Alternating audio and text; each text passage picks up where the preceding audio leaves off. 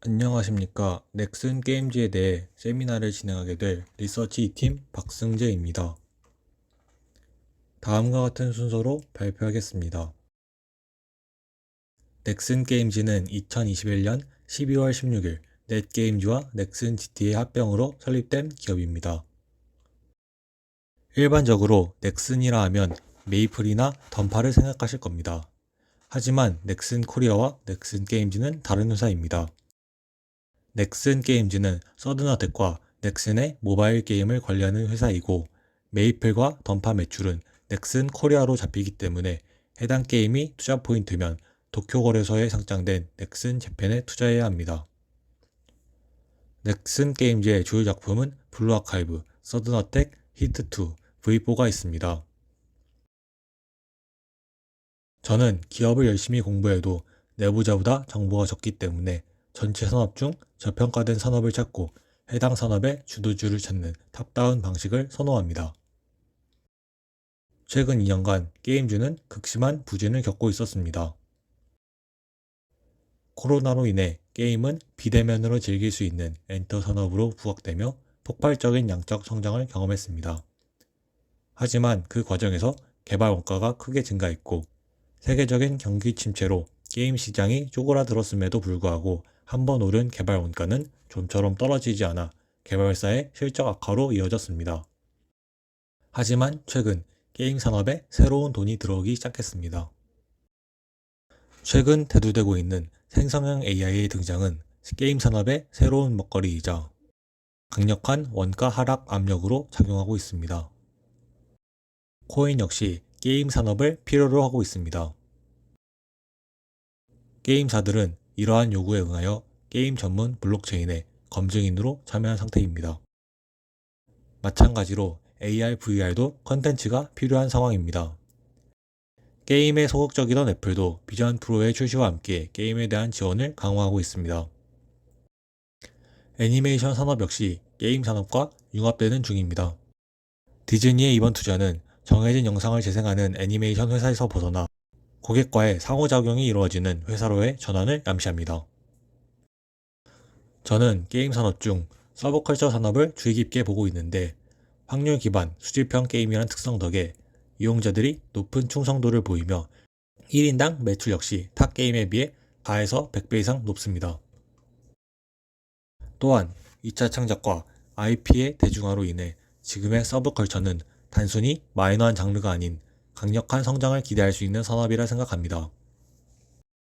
그래서 많은 게임사 중 어떤 게임사를 골라야 하냐면, 기술력과 자체적인 IP를 가지고 있는 회사가 가장 성장성이 높기 때문에 닌텐도, 넥슨, 크래프톤 등의 회사가 최적의 선택이라 생각합니다. 국내에는 넥슨 게임즈와 크래프톤이 있는데, 넥슨 게임즈가 크래프톤에 비해 높은 멀티플을 가지고 있는 것을 알 수 있습니다. 이는 넥슨 게임즈의 국밥 게임인 서든어택이 아직 죽지 않았고, 이미 성장이 끝난 배틀그라운드에 비해 블루아카이브는 폭발적인 성장을 이어나가고 있습니다. 몰루빔과 함께 카카오톡 이모티콘 1순위에 올라오는 등 캐릭터 IP도 어느 정도 양자화된 상태입니다. 서브컬처 문화의 본토에서도 해외 출신 IP 최초로 본토 IP를 노리고 인기를 이어나가고 있습니다. 국내와 글로벌과 달리 흥행의 중심인 일본에서는 타 업체에 퍼블리싱을 위탁하고 있습니다. 위탁에 대한 매출 분배 비율은 역산하면 2대8 정도로 추정할 수 있습니다. 일본 서버의 존재로 인해 블루아카이브에는 미래시라는 개념이 존재합니다.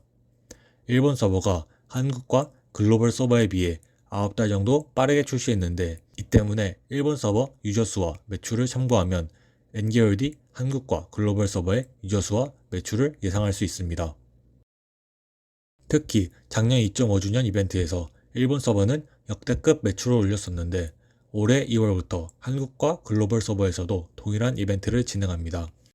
따라서 이번 상반기 매출도 충분히 기대할 수 있으며, 올해 4월 방영하는 블루 아카이브 IP 기반 애니메이션 역시 매출에 기여할 것으로 생각합니다.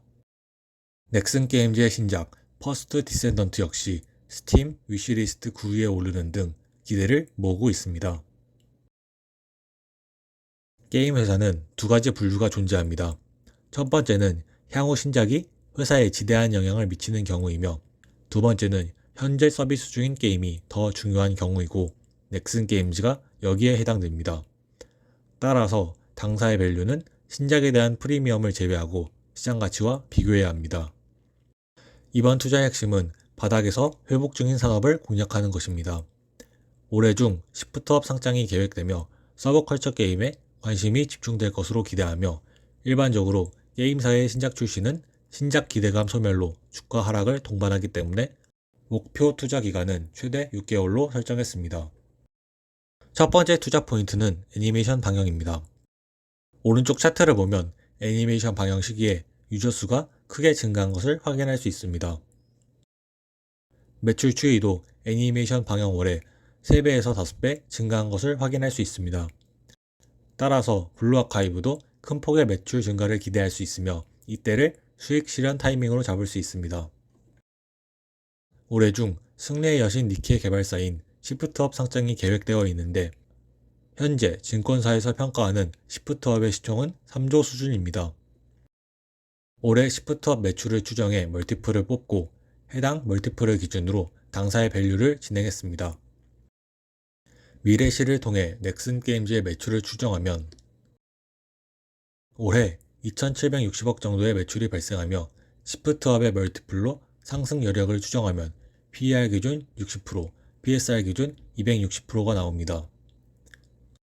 저도 당연히 시프트업 상장 시총이 고평가인 것은 알고 있지만, 시프트업 상장과 함께 게임주 키 맞추기가 일어날 것이고, 넥슨 게임즈 역시 상승 모멘텀을 받을 수 있을 거라 예상합니다.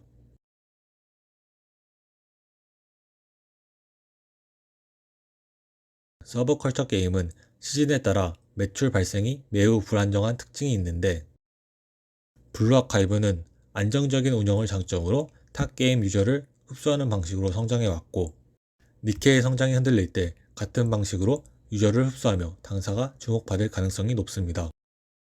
주요 리스크는 장르로 블루아카이브는 IP가 어느 정도 양지화되었다고 하지만 인지도가 매출에 직접적으로 이어지지 않는다는 점이 당사 BM의 취약점이라 생각합니다. 코로나 초기 급락을 제외하면 역사적으로 PBR은 3.2 정도가 바닥이었습니다. 당사의 매출과 영업이익은 꾸준히 우상향 중이며, 최대 단점인 낮은 순이익률도 작년부터 시작된 IT 업계의 연봉 동결과 생성형 AI를 이용한 원가 절감으로 개선될 예정입니다. 따라서 위와 같은 이유로 저는 투자 의견 바이를 제시합니다. 감사합니다.